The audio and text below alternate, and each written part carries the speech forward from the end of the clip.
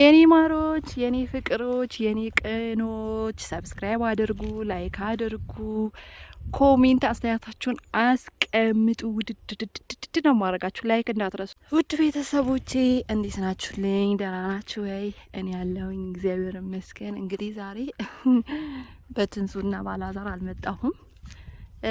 ነግሬያችሁ ነበር በትላንትና ቪዲዮዬ። እኔ የገጠር ልጅ ነኝ ብዬ ብዙ ጊዜ በነገራችን ላይ በቪዲዮ ነግራችኋለሁ። ይኸውላችሁ እኔ የምኖርበት እንደዚህ የምድር ገነት አያችሁት እንዴት እንደሚያምር። እንደውም እዚህ ጋር የሚያምረው ቦታ ነው የመጣሁት ማለት ነው። እንዴት አባቱ እንደሚያምር እዩት። ውሃ እዚህ ጋር ትንሿ ናት፣ ትንሿ ወራጅ ናት እዚህ ጋር ማለት ነው። አለ ትልቁ እና እላችኋለሁ እኔ ባደኩበት አገር ማለት ነው። ይሄ እሉኝታ የሚባል ነገር አለ፣ ለሰው ክብር አለ፣ ሰዎች በጣም ታከብራላችሁ። እና እንደዚህ ወይ ከውጪ በነገራችን ላይ ውጪ ሆናችሁ ማለት ነው። ወይኔ ወድቄ ነበር። ውጪ ሆናችሁ በጣም ብዙ ሰው ነው የሚሞተው። እውነቴን ነው የምላችሁ። ውጪ ሀገር ሆናችሁ በጣም ብዙ ሰው ይሞታል ማለት ነው። እና ያሳደጓቻችሁ ጎረቤት ሊሆን ይችላል፣ ዘመድ አዝማድ ሊሆን ይችላል።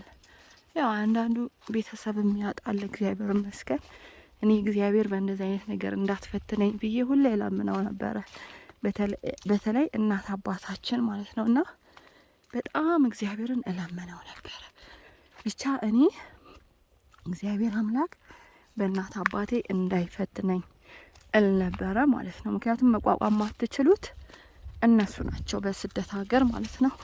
ሌላው ሁሉም ልትቋቋሙ ትችላላችሁ፣ ግን በስደት ሀገር ከሆነ መቋቋም አትችሉም። ያው ከስደት ከመጣችሁ በኋላ እንግዲህ እግዚአብሔር የፈቀደው ነው። ማንም በዚች ምድር ላይ የሚኖር የለም። የሚሆን ነው። አይታችሁ ከሆነ ሰብር ታረጋላችሁ፣ በቃ ትጽናናላችሁ። ገባችሁ? አይታችሁ ቀብራችሁ ከሆነ ማለት ነው። ግን ያልቀበራችሁት እናትና አባት በጣም እስከ ዘላለም ድረስ ጸጸቱ አያስቀምጣችሁም። ብር በቀረብኝ የምትሉበት ነገር ይመጣል ማለት ነው። እና ውዶች አሁን ምን ልላችሁ ፈልጌ ነው ስትመጡ አያችሁ ውሃ እየወረደ ነው። በነገራችን ወደ ገጠር ከመጣችሁ በኋላ ለቅሶ ያለበት ለምን ሩቅ አይሆንም። ያው የሚተዋወቅ ሰው ለቅሶ መድረስ አለበት ማለት ነው። አሁን እኔ ትንሽ ራቅ ያለበት ቦታ ነው የሄድኩት ማለት ነው። ትንሽ ለምን አላስጎበኛችሁም በሚል ነው። እና ለቅሶ ሄጄ ደርሼ አሁን ወደ እናቴና ወደ አባቴ ቤት እየተመለስኩኝ ነው። ብቻዬን ከመመለስ ከእናንተ ጋር እያወራው እያወጋው ለምን አልመጣም ብዬ ነው የኔ ማሮች። ሰው በቃ ትምህርት ቤት ምናምን ስለሚሄድ ማለት ነው ሰፈሩ ጭር ብሏል። እውነት በጣም ነው ጭር ያለ። እዚች ጋር መሬት ስላለችን ነው ማየው ማለት ነው። መሬት አለችን ግን እንዳለ ባህር ዛፍ ምናምን ድሮ ማለት ነው እኛ ህፃን እያለን እዚህ ጋር እንዳለ ክፍት ነበር። ምንም አልነበረውም። በቃ እንጨት ስንለቅም ሩቅ ሄደን ነበር እንጨት የምንለቅመው ማለት ነው። አሁን ግን በቃ መንደሩም የምትተላለፉበት የለም። እንጨት በእንጨት እንጨት በእንጨት ጽድ በጽድ ሆኗል ማለት ነው። ሀገራችን እንደዛ ሆኗል። ግን በጣም ነው ደስ የሚለው በኢየሱስ እውነት እንዴት ደስ እንደሚል ከተማ ላይ ያ ሁሉ ጫጫታ ምናምን የለመዳችሁ ማለት ነው። እዚህ ግን ጸጥ ብሎ ይውስጥ ውሃውን ሲወርድ ይታያችሁት እንዴት እንደሚወርድ። እንደዚህ ነው የሚወርደው። በቃ በእንትን የተሰራ ነው የሚመስለው። እውነት ይሄ አሁን አዲስ አበባ ላይ ስንት ትቦ ለማስገባት የሚታገሉ ሰዎች ወይኔ ጉዴ! ቤት በኩል ላልፍ ነው። ይሄ ውስጡ ማለት ነው በጣም ጥልቀት አለው። አያችሁ እንጨቱ ውሃ ይዞት መጥቶት ነው። ከየት ይዞት እንደመጣ አይታወቅም። አሁን ከየት በኩል ልወጣ ነው? ያልሆነ መንገድ ነው የመጣሁት ከእናንተ ጋር እያወራሁኝ ማለት ነው። ጫማዬ ላወልቅ ነው አሁን። እዚህ ጋር እንዳልገባ ጫማዬ መሙለቅ አለብኝ። በቃ ጫማዬን አውልቄ መግባት አለብኝ። ቆይ እንዴ ጫማዬን አውልቅ ያለው አሁን ክረምት ስላለ ክረምት ስላለ እኔ ልብሴ ሊነካው ነው። ውስጥ ልብስ ወደ ላይ ድሮ በጣም ጀግኖች ነበርን እኮ። አሁን ሰንፈና እኔ ሲቀዘቅዝ በጣም ነው የሚቀዘቅዘው። በረዶ ማለት ትችላላችሁ። በረዶ አያችሁ፣ አያምርም? እቺ ናት የኔ ሀገር። እሺ አታምርም?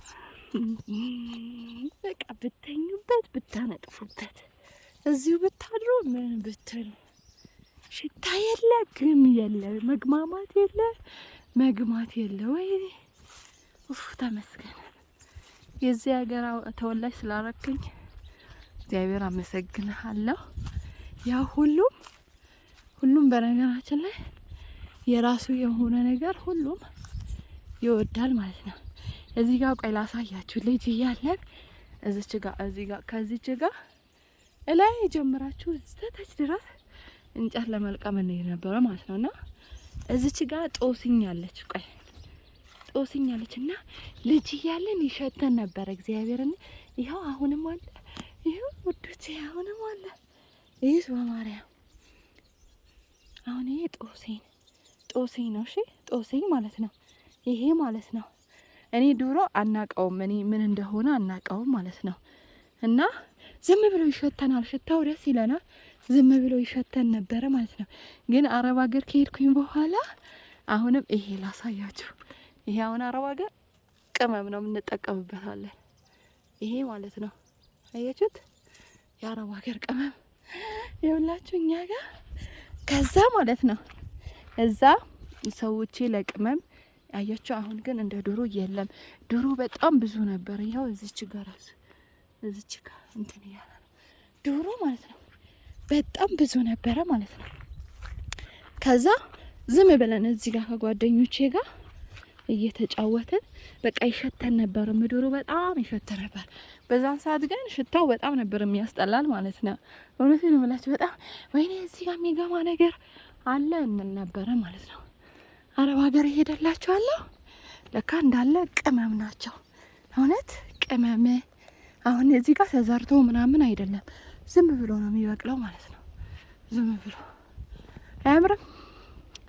አያምርም? ውዶቼ የኔ ውዶች ግን ሰብስክራይብ አድርጉ፣ እሺ ላይክ አድርጉ ሳልል ላይክ አድርጉ። ዳገቱ እንግዲህ ሳምባችሁን ነው የሚያወጣው ማለት ነው። ዳገት አለው፣ ግን አሁን ዳገት ከሌለበት ቦታ ነው እንደውም ከደህና ቦታ ነው የመጣሁት ማለት ነው። እና በጣም ነው የሚያምረው። እንደገና አስፋልታችን እኛ አስፋልት ብታዩት በቃ ይሄ እንትን ተብሎ የተሰራ ነው የሚመስለው። ውሃው ካያችሁት ቆይ ሌላ ጊዜ በሰፊ ማሳያችሁ። አዲስ አበባ በትቦ በምናምን አዳሚ ይለፋል ማለት ነው። እኛ ግን በተፈጥሮ ከየት ሀገር ራሱ እንደሚመጣ አይታወቅም። በቃ በጎርፍ ሰዓት ራሱ አውቆ ነው የሚሄደው። በነገራችን ላይ የገጠር ሰው የዋህ ስለሆነ ነው ምንም ነገር ማያስቸግረው።